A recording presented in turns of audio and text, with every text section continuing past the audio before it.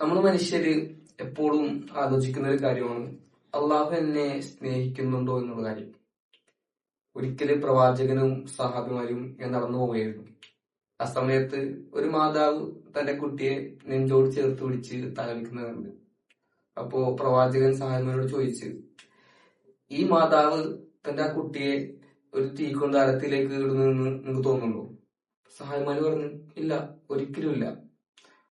അപ്പോ നബി അവരോട് തിരിച്ചു പറയുന്ന ഒരു മറുപടി ഉണ്ട്, ആ മാതാവിനേക്കാൾ വളരെയധികം ഇരട്ടികമായിക്കൊണ്ടാണ് അള്ളാഹു ഒരു അടിമയെ സ്നേഹിക്കുന്നതെന്ന്.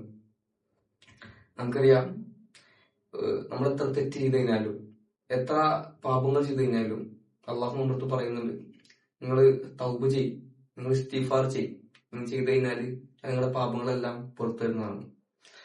അത്തരത്തില് ഒരു അള്ളാഹ് നമുക്കിരിക്കെ അള്ളാഹുവിന്റെ കാരുണ്യത്തില് നമ്മൾ നിരാശപ്പെടേണ്ട ആവശ്യമൊന്നുമില്ല.